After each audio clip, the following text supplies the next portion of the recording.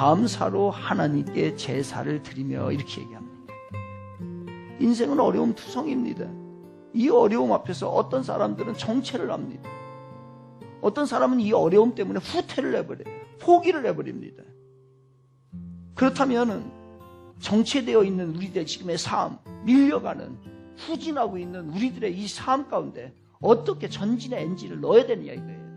오늘 시편 기자는 이렇게 얘기합니다. 그것은 감사다. 우리가 어둠 가운데 있을 때에 그것을 극복할 수 있는 일은, 전진해 나갈 수 있는 일은요, 감사인 것입니다. 또 더 중요한 게 있어요. 그것은 뭐냐면 감사는요, 복음의 문이라는 거예요. 어떤 어려운 상황이 있어도 감사하세요. 그러면 그 우리들의 얼굴과 우리들의 삶을 보고서요, 저 사람은 저렇게 어려운데도 감사해. 뭐 어디서 나오는 거야 도대체. 나는 조금만 힘들면 불평을 하는데 저 사람 저 능력 어디서 나오는 거야? 저 사람 왜 그러는 거야? 우리가 뭐가 다른 거야? 하고서 그들이 의심을 하게 돼요. 그러면 거기에서는요, 복음의 능력이 나오는 거예요. 아, 예수쟁이들은 그렇게 어려워도 감사하는구나. 그러니까 그거 이겨나가는구나. 우리 크리스찬들이 도저히 감사할 수 없는 상황에서 감사의 모습을 보면요, 세상 사람들이 감동합니다. 우리 가운데 있는 감사의 고백이 세상을 변화시킬 줄 믿습니다. 어쩔 수 없는 상황에 있다 할지라도 감사.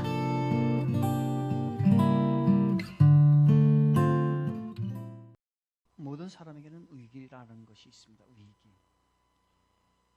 인생은 이 위기를 어떻게 해결하느냐 하는 것입니다. 이 위기를 어떻게 해결하는 것이냐, 이것이 우리의 인생의 삶인 것이죠. 인생에서 그 누구도 고난과 역경, 위기를 겪지 않는 사람은 아무도 없습니다. 모든 사람은, 이 땅에 살아가는 모든 사람은 위기를 겪게 되고 고난이라고 하는 것을 겪게 되는 겁니다. 요즘 우리나라가 아마 위기가 아닌가 싶습니다. 요즘 우리나라의 정치와 경제를 보면 총체적인 위기입니다. 우리는 2014년도에 세월호 사건으로 인하여 심각한 통증을 우리 온 국민들이 다 겪었습니다. 지난 2015년 작년에는 메르스라고 하는 사건으로 인해서 많은 사람들이 죽었고 약 20조 이상의 손해를 우리나라는 보았습니다. 엄청난 위기였습니다.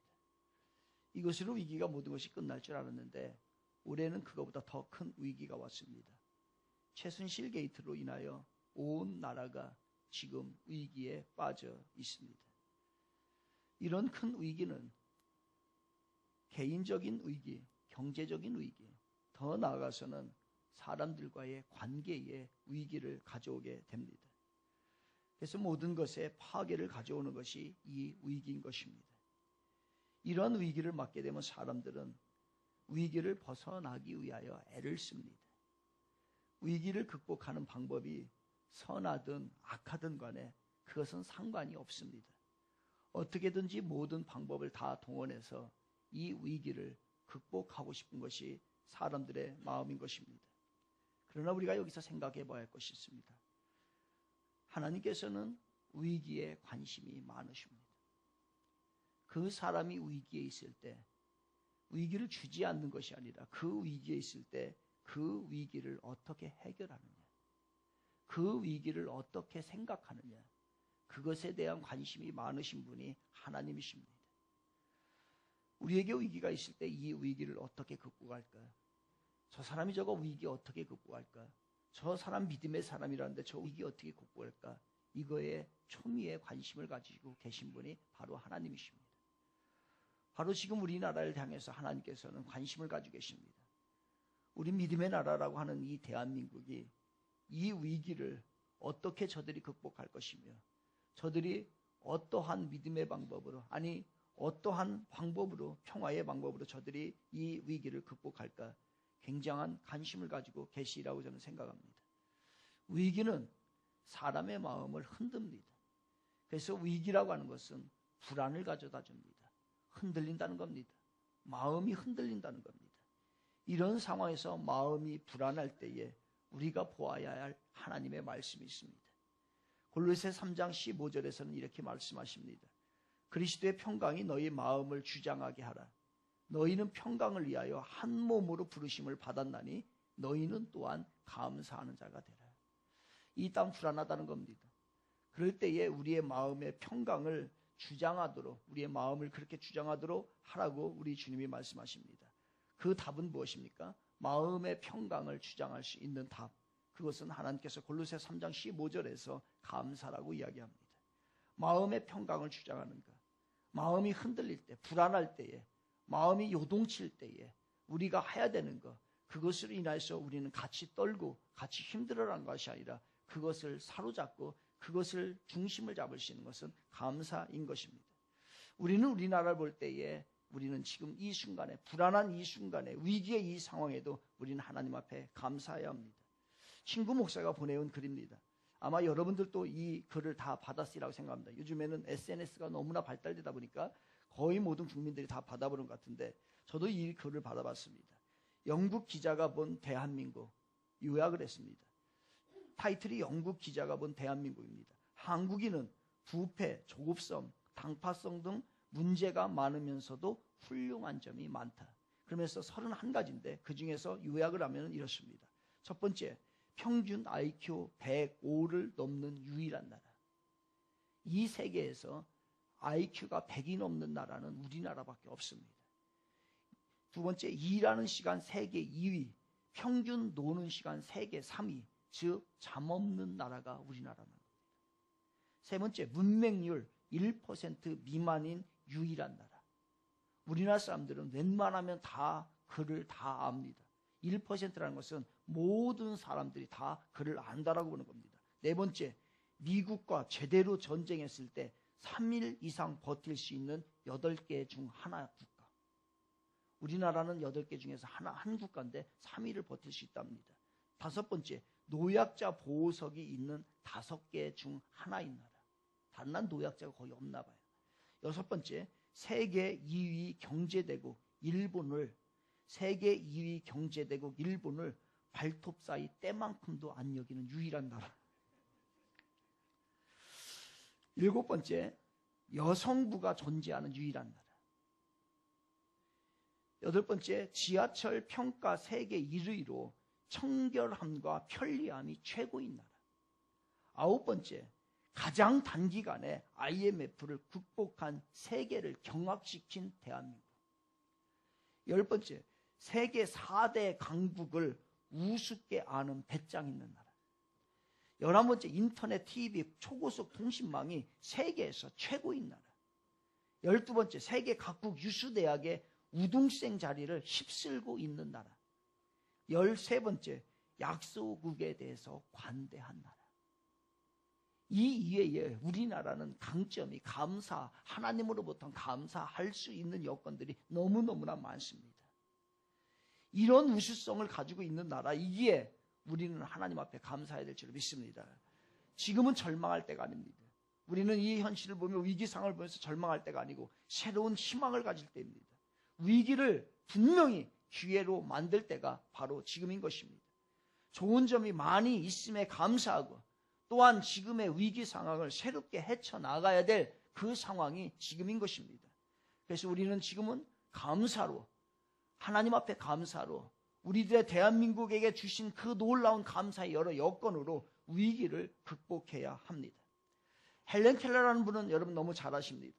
태어난 지 19개월 만에 열병을 앓게 됩니다. 그래서 시각과 청각을 다 잃어버리게 됩니다. 그런데 그가 설리번이라고 하는 선생님을 만나고 난 다음에 그는 교육의 기회를 갖게 됩니다. 아마 모든 사람 같았으면 좌절하고서 집에만 있고 부모님은 그 자녀를 밖으로 내보내지 않으실 거예요. 그런데 그렇지 않았습니다. 1900년도에 이 사람은 하버드 대학을 갑니다. 그리고 세계 최초로 대학 교육을 통하여서 받은 맹농아자로서 1904년에 하버드 대학을 우수생으로 졸업을 하게 됩니다. 그녀는 자신의 장애에 대해서 생각하면서 이렇게 말했습니다. 나는 나의 역경에 대해서 하나님께 감사한다. 왜냐하면 나는 역경 때문에 나 자신, 나의 일, 그리고 나의 하나님을 발견했기 때문이다. 나는 눈과 귀와 혀를 빼앗겼지만 내 영혼을 잃지 않았기에 그 모든 것을 가진 것으로 나는 만족한다. 나는 오늘도 하나님 앞에 감사한다. 이게 헬렌 켈러의 고백입니다. 헬렌 켈러는 많은 장애를 가지고 살았지만은 누구보다도 가장 행복했던 사람입니다. 그러한 삶을 실질적으로 살았던 사람입니다. 그것은 바로 감사하는 삶을 알았기 때문에, 감사할 수 있는 마음이었기 때문에 그는 행복할 수 있었던 겁니다. 환경을 초월해 행복할 수 있는 것 무엇일까요? 그것은 감사인 것입니다. 감사는 바로 역경을 이겨나갈 수 있는 위대한 방법인 것입니다. 오늘 우리는 위기 상황에서 감사하고 새로운 마음으로 우리가 가져야 될 줄 믿습니다. 또한 감사는 삶을 깨끗하게 만듭니다. 페르시아의 다리오 왕, 그가 전국을 120개의 도로 나누게 됩니다. 그리고 거기에 지도자 120명을 두게 됩니다. 그 위에 총리를 3명을 두고 자기가 왕으로 있습니다. 이러한 나라인 것입니다. 그런데 그 총리 중에 한 사람이 바로 왕이 보니까 지혜롭고 아주 민첩하고 아주 일을 잘 능력 있는 사람, 바로 다니엘을 선정을 하게 됩니다. 다니엘을 선정을 하게 되니까 그 주위에 있는 다른 총리들과 많은 방백들과 지도자들이 시기하게 됩니다. 왕이 그것을 정한 것도 총애를 하니까, 다니엘을 너무 총애를 하고 너무 사랑하고 너무 능력 있는 일을 잘 처리를 하니까 그를 시기하게 됩니다. 그래서 그들은 다니엘이 혹시 윤리적인 문제에 문제가 없을까? 그들은 조사에 들어갑니다. 그런데 윤리적인 문제가 없습니다. 혹시 경제적인 면에 허물이 있지는 않을까라고 합니다. 그러나 허물이 없습니다. 아, 여자 스캔들이 있을 수도 있겠구나 라고 하면서 스캔들을 문제를 잡아냅니다. 그런데 문제도 없습니다.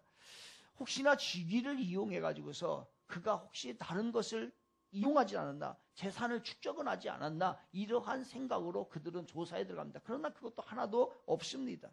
결국은 어떻게 하냐면요, 그 남의 잘 되는 것을 보게 되니까, 시기하게 되니까, 불평하게 되니까, 그 상황 자기네들도 총리로 있음에 감사할 줄 모르게 되니까 그 다음부터 그들은 계속해서 음모를 만들어내게 됩니다. 이게 바로 감사하는 사람과 감사하지 못한 사람의 차이입니다. 감사할 수 있는 사람은요, 그 상황을 감사를 알고 바른 삶을 살고 거룩하게 살고 옳은 길을 가려고 합니다. 그러나 감사하지 못한 사람은 그 다음부터 시기하게 되고 불평하게 되고 원망을 하게 되고, 그리고 다른 사람이 잘 되는 것에 대해서 그는 음모를 만들어낼 수밖에 없는 그러한 상황이 됩니다. 결국 매사에 원망하고 불평하고 비판하고 감사할지 모르는 사람은 바로 피해의식에 사로잡히게 됩니다. 그래서 감사하지 못하는 건 죄예요. 감사하지 못하면 죄를 가져옵니다. 그러나 감사하는 것은요, 바른 삶을, 거룩한 삶을 이해하는 삶을 살아가게 됩니다. 결국 이들은 거짓말을 하게 되고요, 결국 이들은요, 감사할지 모르고 원망하고 불평하고 시기함으로 인해서 이들은요, 불법을 행하게 되고, 그들은 성실한 삶을, 옳은 삶을 살아가지 못하고 다툼과 갈등을 일으켰던 것이 그 지도자들, 방백들이었던 겁니다. 사람을 미워하게 됩니다. 그러나 감사할 줄 아는 사람은 그렇지 않습니다. 감사할 줄 아는 사람은 이해합니다. 감사할 줄 아는 사람은 용서합니다. 그리고 자꾸 바른 길을 찾아나갑니다. 감사하는 습관이 우리의 거룩하고 신실한 삶으로 우리를 바꿔놓게 되는 겁니다. 감사는 그냥 감사한 조건이 있기 때문에 감사하는 것이 아니라, 결국 감사하지 못한 것은 우리를 타락으로 만든다는 거예요. 그래서 데살로니가전서 5장 18절에 범사에 감사하라, 이것이 그리스도 예수 안에서 너희를 향하신 뭐라고요? 하나님의 뜻이라는 겁니다. 우리가 감사하는 것은 하나님의 뜻을 이루는 겁니다. 다른 얘기로 합니다. 여러분이 감사하지 않고, 오늘의 삶에 감사하지 않고 불평하고 원망하고 비판하고 다른 사람을 힘들게 만들고 하는 것들은 뭐예요? 바로 감사하지 못하기 때문에 거기서 오는 거라는 거예요. 하나님의 뜻이 아닙니다. 결과는 어떻게 됩니까? 다니엘은 참소하고 불평하고 감사하지 않았던 그 다니엘을 그 사람들은 어떻게 해요? 사자굴에 집어넣게 되고, 그러나 다니엘은 죽지 않습니다. 그러나 그들은 감사하지 못하고 비평하고 원망하고 용서하지 못하고 이해하지 못했던 그들은 결국은 사자굴에 죽게 되는 거죠. 에베소 5장 20절은 범사에 우리 주 예수 그리스도의 이름으로 항상 하나님 아버지께 감사하며, 시편 50편 23편에서는 감사로 제사를 드리는 자가 나를 영화롭게 하나니 그의 행위를 옳게 하는 자에게 내가 하나님의 구원을 이루리라.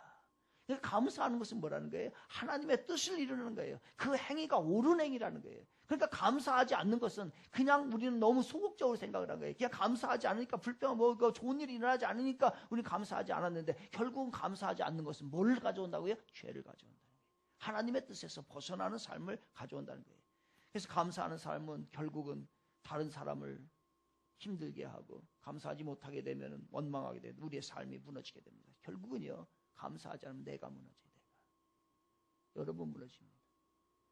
인종차별을 반대하다 27년간 옥고를 치른 남아프리카 공화국의 대통령, 전 대통령 넬슨 만델라, 이 대통령이 이런 얘기를 했어요. 원한을 품은 것은, 내가 원한을 품은 것은, 불평하는 것은, 감사하지 않는 것은 스스로 독약을 마시고 적이 죽기를 바라는 것이다. 내가 원망을 품은 것은 적이 죽기를 바라는데 결국 내가 독약을 마신 거와 똑같다는 거예요. 불평, 불만, 원망, 감사하지 못한 마음을 품게 되면 결국 누가 죽는다는 거예요? 내가 죽는다는 거예요. 적이 죽기를 바라지만은 적이 죽는 게 아니라 그 독약을 내가 먹었기 때문에 내가 죽게 된다는 거예요. 그래서 원망과 불평과 감사하지 못하는 이 삶은요, 여러분이 원하는 그 소원을 가는 방향과 정반대의 길을 우리에게 제시해 줍니다. 안 됩니다. 오늘부터 버리시길 바랍니다. 우리는 감사한 삶을 살아야 합니다. 성경 인물 가운데 감사한 사람이 많이 있습니다. 뭐 거의 많은 사람들이 감사한 일이죠. 그 중에서도 감사의 달이 나면은 또 다니엘을 뽑지 않을 수가 없습니다. 왜냐하면요, 다니엘의 감사는 평안할 때 드린 감사가 아니에요. 모든 권력과 모든 권세와 부귀와 영화를 모든 것을 다 잃어버렸음에도 불구하고 심지어는 자기의 목숨이 죽을 수밖에 없는 절체절명의 순간에 놓여 있음에도 불구하고 그는요, 한 번도 감사를, 한마디의 감사를 잃어버리지 않은 위대한 인물이 바로 다니엘이라. 다니엘은 어린 나이에 나라를 잃고서 포로로 잡혀갑니다. 부모와 생이별을 하게 되죠. 유학 간 거 아니에요. 이민 간 거 아닙니다. 완전히 포로로 잡혀갑니다. 누구보다도 고난과 피눈물로서 청소년 시절을 보냈던 것이 다니엘이었던 겁니다. 그럼에도 불구하고 다니엘은요, 자신의 신세를 한탄하거나 자기를 포기하거나 그런 일이 전혀 없고 꿋꿋하게 감사함으로 하나님 앞에 그 믿음을 지키면서 자기의 인생을 하나하나 감사로서 개척해 나갑니다. 그래서 우리는 이 위대한 다니엘을 통해서 우리가 어떻게 감사해야 되는지, 또 다니엘은 그 위기 상황을 어떻게 감사함으로 그 위기를 극복했는지 우리는 보아야 합니다. 지난주에 제가 꿈을 꿨습니다. 꿈을 꿨는데 꿈을 꾸고 났는데 생각이 안 나요. 그 꿈이 뭔 꿈을 꿨는가. 아무리 생각을 하려고 해도 생각이 나지가 않습니다. 그런데 그럴 때 있잖아요. 뭔 꿈을 꾼 건 같은데 생각이 나지 않는데 기분이 안 좋아요. 아침에 일어나니까 마음이 답답하고, 그리고 기분이 그냥 뭐 이게 아주 상쾌하지가 않은 그러한 모습인 거예요. 여러분들도 이런 거 있었을 겁니다. 우리 그렇습니다. 꿈이 생각이 안 나요. 그런데 어떤 꿈은 막 꿨는데 그 꿈이 뭔지는 모르는데 기분이 좋아요. 이런 거 이제 꿈이 생각이 안 나는데 그런 겁니다. 이게 바로 우리가 이런 때가 있는데 바로 바벨론의 느부갓네살 왕이 이랬어요. 잠을 자고 났는데 꿈을 꾼 거예요. 꿈을 꿨는데 이 꿈이 뭔 꿈인지 생각이 안 나는 거예요. 그런데 답답한 거예요. 전혀 그 꿈이 무슨 꿈인지 모르는데 답답한 거예요. 그래서 이 새벽부터 점쟁이들을 불러드립니다. 야, 점쟁이들아, 얘 지금 내가 뭔 꿈을 꿨는지 니들은 영적 세계를 왔다 갔다 한다며. 그러니까 한번 말해봐. 내가 무슨 꿈을 꿨으며 그 꿈이 무슨 꿈인지 해석 좀 해다오. 라고서 점쟁이들 하는데 한 사람도 모릅니다. 그때에 다니엘이 그 꿈과 그 꿈을 해석을 다니엘이 명확하게 해서 해결해 줍니다. 그러고 난 다음에 다니엘이 꿈을 해석하고 그 왕으로부터 인정을 받고 난 다음에 그가 한 고백이 다니엘 2장 23절이에요. 제가 읽어드릴게요. 나의 조상들의 하나님이여, 주께서 이제 내게 지혜와 능력을 주시고 우리가 주께 구한 것을 내게 알게 하셨사오니 내가 주께 감사하고 주를 찬양하나이다. 곧 주께서 왕의 그 일을 내게 보이셨나이다 하니라. 다니엘이 무엇을 고백을 합니까? 내가 잘나서 그런 거 아니에요. 내가 내 지혜로, 내 지식으로, 내 명철함으로 그것을 알고 어떻게 알겠습니까? 하나님이 가르쳐줬기 때문에 당연히 하나님이 하신 일이고 그것에 대해서 감사해야 되는 것은 당연한 거죠. 우리 주님 영광을 받으시옵소서 찬양하였다는 거예요. 다니엘은 하나님께서 능력과 지혜를 주셨기 때문에 이 문제를 해결했다고 만방 가운데 고백합니다. 그러니 당연히 영광을 받으셔야 할 분은 제가 아니고, 제가 칭찬받아야 될 사람은 제가 아니고 우리 하나님이 영광을 받으시고 찬양을 받으신 것이 당연하지요 라고서 이야기를 하는 것이 다니엘의 고백인 거예요. 저와 보통 사람 같으면 참 큰 문제 하나 해결했죠. 이제 떴구나. 어깨에 힘 들어가지요. 그 다음부터 이제 돗자리 깔고 꿈 이제 오는 사람마다 꿈 해몽시켜줘가지고 해석해서 돈 벌지요. 얼마나 교만하고 의시되고 그랬을까요? 이거를 보면서 제가 트럼프가 생각해요. 트럼프. 미국의 대통령 트럼프. 이 트럼프가 이러지 않나. 지금 대통령 돼가지고서 자기가 막 잘나서 다 된 것처럼 그러지 않나 라고 생각을 하면서 그 부통령에 대한 글이 나왔어요. 스크랩을 하나 했는데요. 트럼프 당선 1등 공신 펜스, 독실한 크리스천. 미국 대선에서 복음주의 기독교인의 표를 집결시켜 공화당의 승리를 이끌어낸 1등 공신 중 한 명은 마이크 펜스 부통령 당선자가 꼽힌다. 펜스는 지난 9일 당선 소감에서 정말 겸손해야 할 순간이다. 하나님의 놀라운 은혜에 감사한다. 고 말했다. 도널드 트럼프가 당선 소감에서 하나님을 언급하지 않은 것과 대조적이다. 뉴욕타임즈가 따르면 그가 가톨릭 가정에서 자랐으나 복음주의자 개신교인이 됐다. 공화당에서 표를 준 보수 성향의 기독교인들은 펜스가 트럼프 정부의 기독교 펜스라고 칠 정도로 기대하는 분위기다. 투자자 출신으로 정치 경험이 없는 트럼프와 달리 그는 하원 의원과 주지사를 거친 정치인데다가 독실한 기독교인이기 때문이다.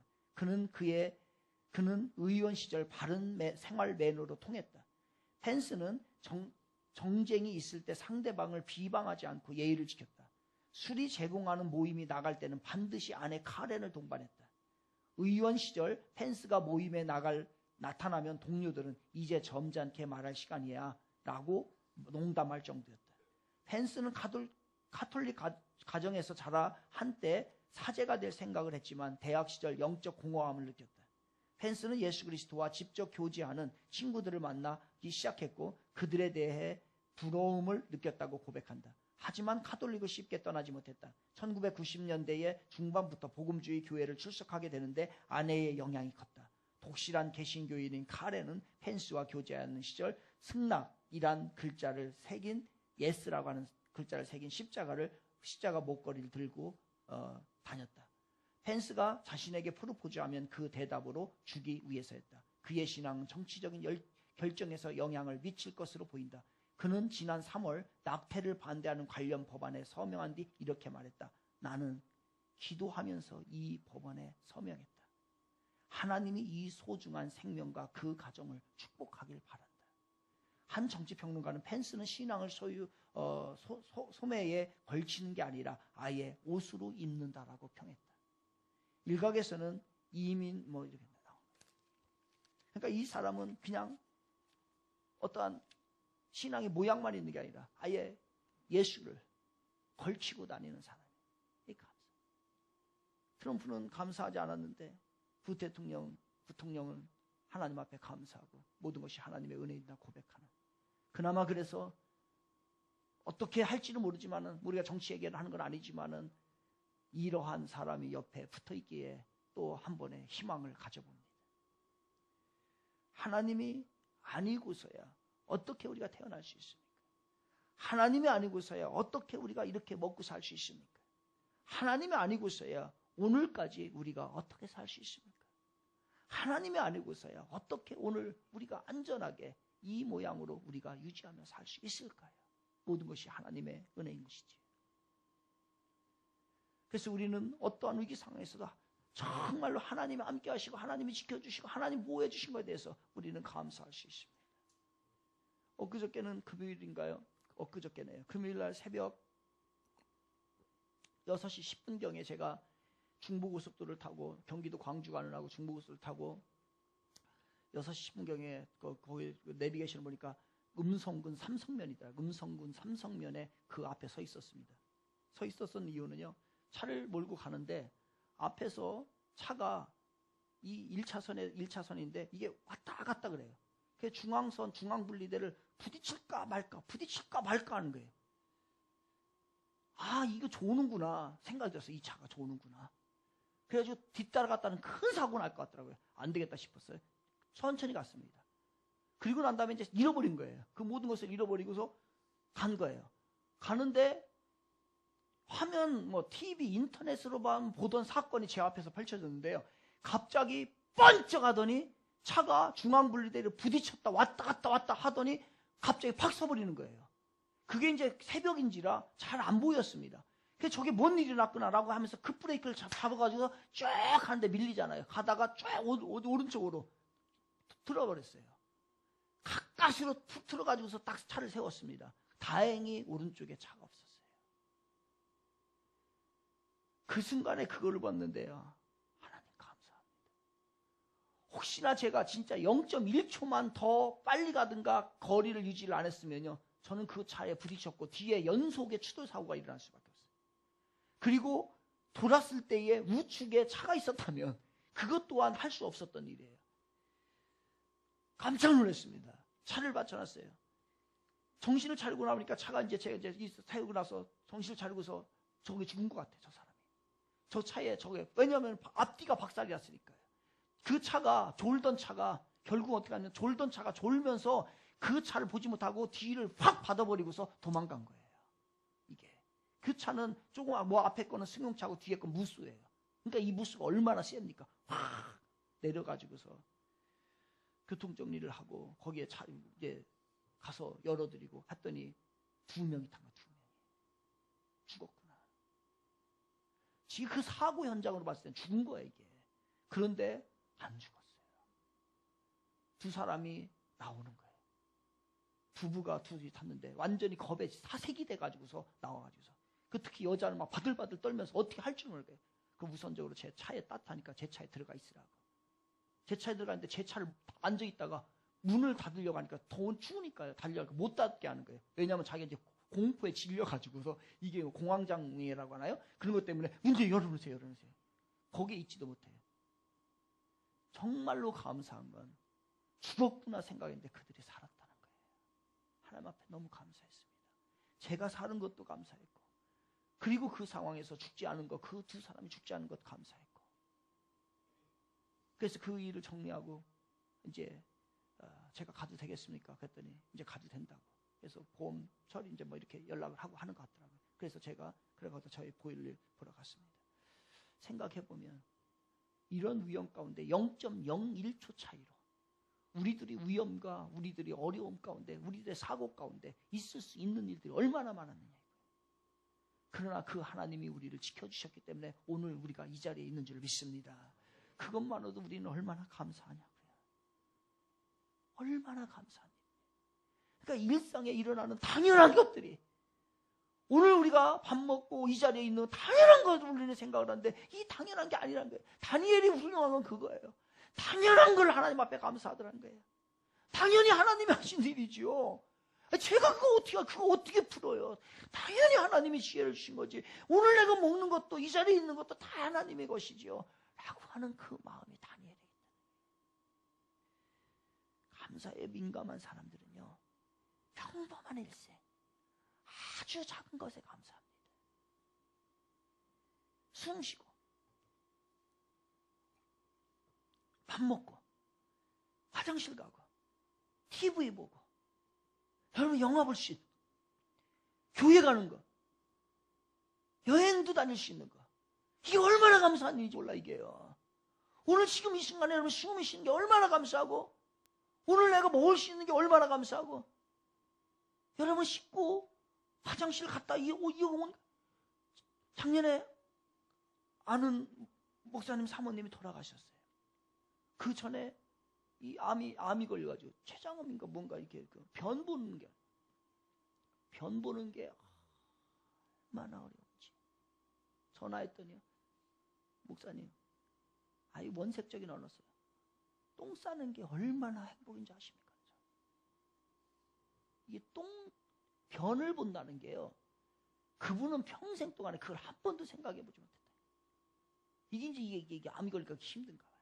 하루 종일 고민이 뭐냐면 어떻게 오늘 변을 볼까? 그러니까 이 세상에서 화장실에 갔다가 금방 나온 사람, 그 사람 한 번 가면 2시간, 3시간씩 걸려, 진짜로요. 그러니 이 세상에서 통화하는데 그러더라고요. 목사님 제일 부러운 사람이 누군지 아십니까? 똥 잘 놓는 사람. 진짜예요, 이거. 이게 진짜. 우리 주애가 변비가 걸려, 변비가. 일주일간 변을 못 보는 거예요. 아빠는, 이해가 못 하겠다. 저는 아침 일어나면은 변을 이렇게 하루 시작을 하거든요. 이렇게 설교 시간에 똥 얘기해도 되나 모르겠는데. 아무튼 지금 또 하여튼 감사해야 되니까 똥까지 갔어야 해야 합니다. 지금 입 나왔기 때문에. 이게 똥을 먹는다는 거예요. 그래가지고서, 그 이해가 안 간다. 알았다. 그래가지고서 방법을 가르쳐 줄 테니까 아빠가 하라는 방법에. 앞으로는 손을 똥구멍에다 손 대라. 대고 기도해라. 주여, 똥 싸게 해주세요. 제가 진짜 이렇게 했어요.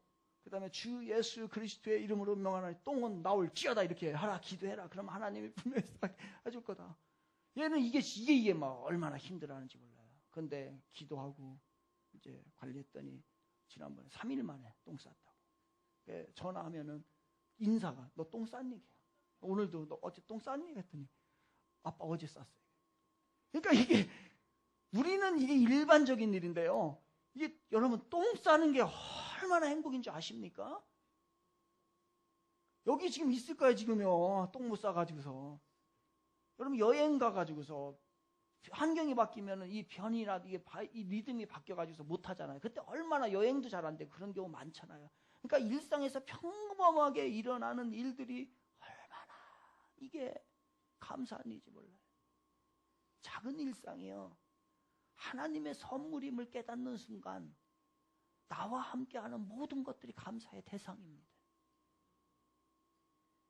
그러나 대다수의 사람들은 작은 일상이 감사를 자주 잃어버립니다. 그래서 감사는 누구나 하는 게 아니에요. 감사는 누구나 하는 게 아니고 환경이 좋아서 하는 게 아니고 감사는 누가 하는 거냐? 깨달은 사람이 하는 거예요. 이게 감사한 일이구나 라고 깨달은 사람이 할 수 있는 게 감사예요. 깨닫지 못하게 되면은요 감사가 안 됩니다. 근데 깨닫고 나면 모든 것이 감사해요. 심지어는요 고난도 감사해. 고난도 깨달으면 그것이 얼마나 감사한 일인지 몰라요. 역경도요, 실패도요, 아픔도요, 모든 것이 합력하여 선을 이룬다고 하시는 그 하나님의 뜻이 무엇인지, 로마서에 나오는 그 말씀이 무엇인지를 알게 되는 거예요. 깨달아야 돼. 우리 따라해 봅시다. 깨달으면 감사하다. 시작. 깨달아. 네. 철이 들고 나면 모든 것이 감사하고 아닌 거 없잖아요. 부모가 주지 못해서 미안하다. 내가 너 이거 해주지 못해서 미안하다 할 때 철든 놈은 뭐라고 얘기합니까? 엄마 무슨 말씀 그렇게 하세요? 괜찮아요. 아버지 무슨 말씀 그렇게 하세요? 괜찮습니다. 다 준 것만도 감사하죠. 이렇게 얘기하지 않나요? 철든 사람은. 근데 이 철이 안 든 거는 어떻게 하는 거예요? 이거 더 안 줘. 더 달라고 하는 더 달라고. 비교하면서 다른 사람은 이것 철이 안 들어, 철이. 철이 들면은 다 감사하는 거예요. 집사람한테, 부인한테, 남편한테 사라져서 고마워요. 감사해. 해야 돼요. 해봐요. 손 잡아요. 진짜 누가 감사하지. 허남수 지사님 빨리 해요. 아니었으면 벌써 절단 났어요. 감사. 깨달아 보니까요. 그렇죠. 우리같이 성질 더러운 거 누가 데리고 살겠어요. 가끔 제가 느낍니다. 저도. 있네 여기 아주.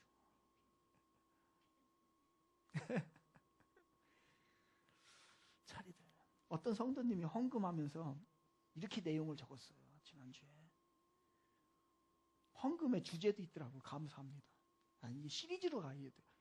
담임 목사가 이게 설교를 시리즈로 가니까 기도도 시리즈로 가더만.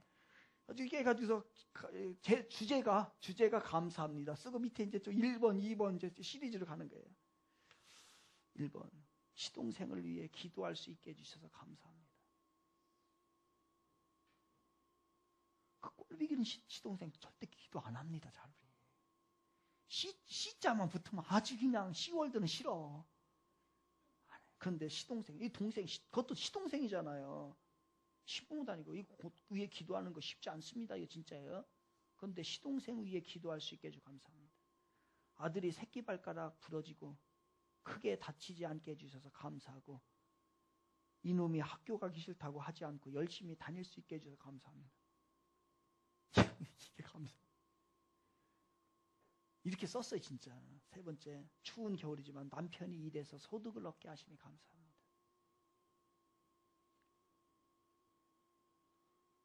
남편이 일 안 한다고 집에 있어봐 춥다고 안 나가고 이걸 때려 살려 죽여 이걸 진짜. 근데 추워도 꾸역꾸역 나가서 돈 벌어오니 생각해보니까 이거 얼마나 감사한 일이냐. 겨울이면 겨울이라고 여름이면 여름이라고 안 나가면 어떡하냐. 네 번째, 저의 마음과 눈이 감사함으로 바라볼 수 있게 해주셔서 감사합니다. 이런 위인이 우리 교회에 있어요. 이름 말하고 싶은데 지금 말하면 안 될 것 같아요. 안 돼요. 다섯 번째, 남편이 새벽 예배 갈 수 있게 해주셔서 감사합니다. 남편이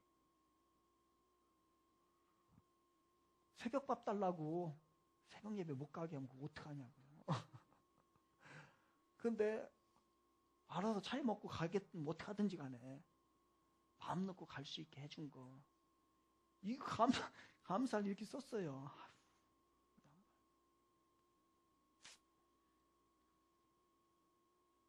이거 내가 봤을 때 감사할 내용이 하나도 아닌데. 감사한 내용이 아닌데.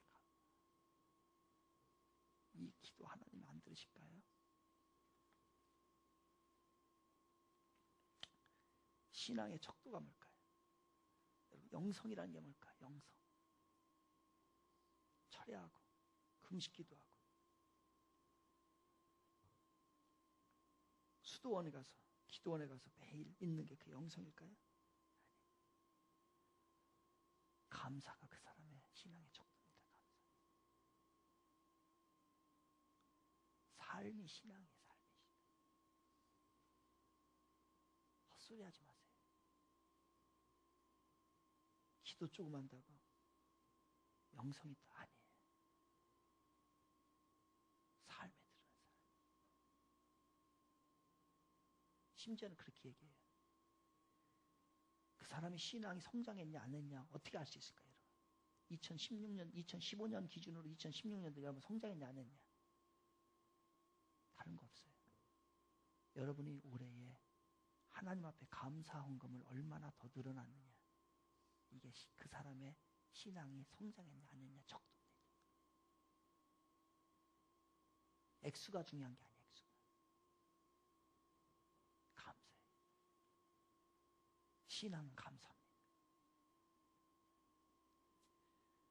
이제 다니엘은 이렇게 했어요. 당연한 거 감사하고 아주 평범한 거 감사하고 오늘 여러분 수저드는 거 감사하시기 바랍니다. 수저들 수 있는 거, 밥 먹을 수 있는 거, 그리고 2층까지 올라오는 거 감사하시기 바랍니다. 예배. 이거 얼마나. 다니엘은 이제 왕의 꿈을 해석하고 그 일로 인해서 왕의 총애받고 승승장구해서 총리의 자리까지 오르게 되지요. 이런 것을 시기하는 무리도 있었지요. 그들은 다니엘을 죽일 음모를 꾸밉니다. 그래서 왕이 어인을 내려서 법령을 선포하죠. 30일 동안에 다른 신이나 사람들에게 절하거나 기도하거나 하게 되면 누구도 예외 없이 사자굴에 집어넣는다라고 하는 계략, 이 법령이 도장 어인이 딱 지키게 됩니다. 이제 바꿀 수 없습니다. 평소에 하루도 쉬지 않고 날마다 3번씩 창문을 열고서 예루살렘 향해서 기도하던 다니엘이었어요. 그 습관을 알고 있었기 때문에 이제 이 다니엘을 요것으로 죽이려고 합니다. 이곳으로 올무에 빠뜨리려고 하는 계략입니다. 이 간신들의 올무에 다니엘이 빠져들죠. 딱 걸렸습니다. 이제 다니엘은 기도하면 죽어요. 또한 하나님 앞에 감사합니다라고 하는 한마디만 하면은 다니엘은 죽어요. 어떡할까요? 제가 봤을 때는 인간적으로 볼 때에 위기 상황에서 굳이 창문을 안 열고 그리고 마음속으로는 기도할 수 있을 거라고 생각을 해요. 또 이 위기를 벗어나야 되기 때문에 기도할 수 있을 거라고 생각을 해요. 그런데 감사까지는 굳이 할 필요가 있을까? 이러한 상황까지 됐는데 여기까지 몰아갔는데 하나님 앞에 감사할 수 있을까? 라고 하는 생각을 하게 됩니다. 그런데 다니엘은 어떡합니까? 다니엘은 어떡합니까? 오늘 너무 중요한 10절의 말씀을 우리 같이 봅니다. 6장 10절입니다. 다니엘. 같이 읽겠습니다. 시작. 다니엘이 이 주서에 왕의 도장이 찍힌 것을 알고도, 동그라미 치자, 알고도, 그 얘기는 뭐예요? 자기가 죽을 줄도 알고도, 내가 이제 이렇게 하면 죽는 줄 알고도 자기 집에, 같이 갑니다. 이제 쳤죠? 네. 성경 보이죠? 예, 보이는 것도 감사해요. 보이는 것도 감사해요. 야, 갑니다. 자기 집에 시작. 자기 집에 돌아가서는 윗방에 올라가 예루살렘으로 향한 창문을 열고 전에 하던 대로 하루에 3번씩 무릎을 꿇고 동그라미 친다. 기도 동그라미 치고 기도하며 그의 다음 갑니다. 그의 하나님께 감사에 대해 동그라미 감사 뭐 했다요? 하였더라. 이거예요. 그래요. 기도는 마음속으로 할 수 있어요. 그런데 굳이 감사까지 할 필요는 없을 수 있어요. 그런데 다니엘은 똑같이 그렇게 했습니다. 어떻게 해요? 기도하고 감사했다는 거예요. 평범하고 당연한 것에 감사하고, 그리고 다니엘이 위대한 것은 이 위기 상황에서도 절대로 주님을 향한 그 마음이 흔들리지 않고 기도하고 하던 대로 그대로 하고, 그날 반포가 됐음에도, 법령이 선포가 됐음에도 불구하고 간단한 기도 시간에 지금 집에 간다, 창문 열어놓고 예루살렘 향해서 하고, 그리고 주여 감사합니다 라고 외치고 하던 대로 똑같이 했어요. 그래서 다니엘은 죽게 됩니다. 이렇게 해서 죽게 돼요. 이거 안 했으면 안 죽어요. 감사 안 했으면 안 죽어요. 그래서 다니엘은 죽게 돼요. 사자굴에 진짜 집어 다 넣어버리게 됩니다. 근데 거기에서 하나님의 역사는 거기에서 시작되잖아요. 그 위기 상황에 사자가 입을 벌려서, 그 사나운 사자가 입을 벌려서 다니엘을 삼키려고 할 때에 하나님께서는 그 사자의 입을 콱 막으십니다. 네가 감히 누구를 건드려? 이 다니엘을 머리털 하나 네가 상하지 못하게 그래 콱 다물어버리게 하셨죠. 그래서 다니엘은 그 위기 가운데 감사했기 때문에 진짜 위기 가운데 하나님이 건져주십니다. 이게 감사의 기적입니다. 위기 상황에. 그런데 감사하지 않고 불평하고 원망하고 모함하고 그렇게 살았던 그 나머지가 어떻게 하는 거예요? 그들을 집어넣어라. 저것들이 죽어야 된다 라고 하면서 그들을 집어넣었던 겁니다. 바로 인생이 이렇게 바뀌는 거예요. 감사는 기적을 만듭니다. 특별히 위기 상황에서도 주님 앞에 진심으로 감사하고, 아니 그냥 안 되더라도 감사할 때에 우리들의 삶 가운데 기적이 만들어집니다. 이것이 다니엘을 통해서 우리에게 주신 하나님의 말씀인 것입니다. 위기 속에서도 감사하는 귀한 인생들 모두 되셔서 기적이 오늘도 창출되는 사랑하는 여러분의 삶이 되기를 주님의 이름으로 축원드리겠습니다.